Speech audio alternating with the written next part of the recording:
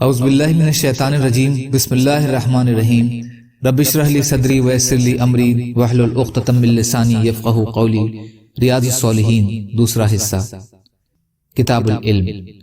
حضرت ابو درداء رضی اللہ تعالی عنہ روایت فرماتے ہیں کہ میں نے رسول اللہ صلی اللہ علیہ وسلم کو فرماتے ہوئے سنا، جو شخص ایسے راستے پر چلے جس میں وہ دین کا علم تلاش کرے تو اللہ تعالیٰ اس کے لیے جنت کا راستہ آسان کر دیتے ہیں، اور فرشتے اس کے اس عمل سے خوش ہو کر اپنے پر رکھ دیتے ہیں، اور عالم کے لیے آسمان اور زمین کی ہر مخلوق یہاں تک کہ مچھلیاں پانی میں مغفرت کی دعا کرتی ہیں، اور عالم کی فضیلت عابد پر ایسے ہے جیسے چاند کو سارے ستاروں پر فضیلت حاصل ہے، اور علماء انبیاء کے وارث ہیں، اور انبیاء نے اپنے وارثوں میں دینار اور درم نہیں چھوڑے، وہ تو علم ہی وراثت میں چھوڑ کر جاتے ہیں۔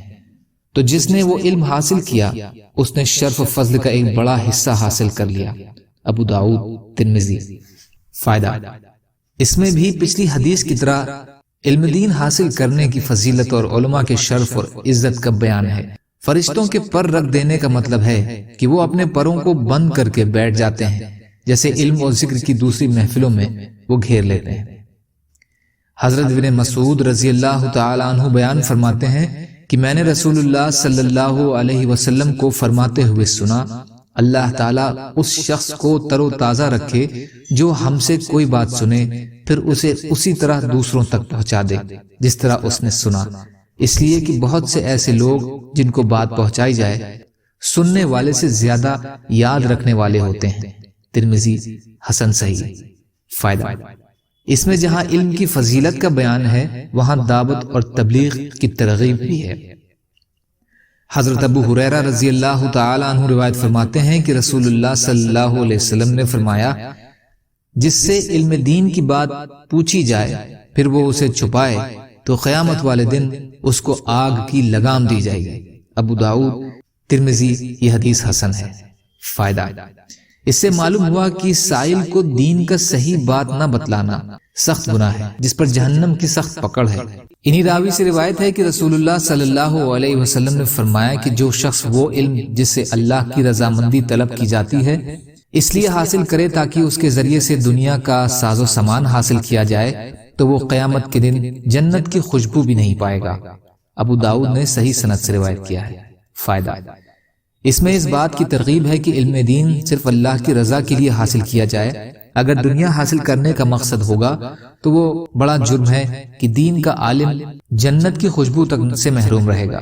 ہاں، بنا ارادہ اور نیت کے دنیا مل جائے تو اور بات ہے، وہ انسان کے لیے نقصان دائق نہیں ہے۔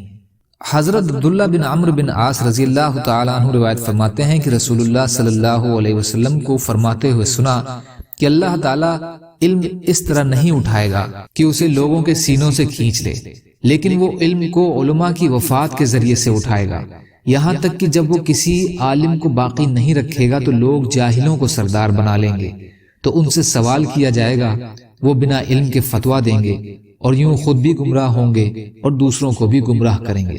بخاری اور مسلم۔ فائدہ، یہ قرب قیامت کی ایک علامات کا بیان ہے کہ دینی عالم ختم ہو جائیں گے اور جاہل لوگ سردار، پیشوا اور امام بن جائیں گے جن کو قرآن و حدیث کا علم ہی نہیں ہوگا، اس کے باوجود وہ مفتی اور مجتہد بنے ہوں گے اور اپنے فتووں اور گڑھے ہوئے مسئلوں سے اپنے ساتھ دوسرے لوگوں کو بھی گمراہ کا باعث بنائیں گے۔ اس میں جہاں اس بات کی ترغیب ہے کہ علماء دین زیادہ سے زیادہ تیار کیے جائیں وہاں اس کی بھی تاکید ہے کہ جاہلوں کو دین کا پیشوا بنانے سے بچا جائے۔ یا اللہ ہم سب کو کہنے سننے سے زیادہ عمل کی توفیق عطا فرمائیے۔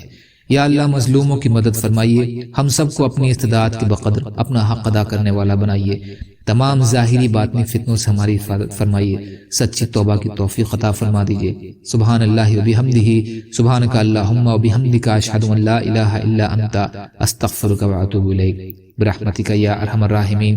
لا الہ الا اللہ، محمد رسول اللہ، والسلام علیکم۔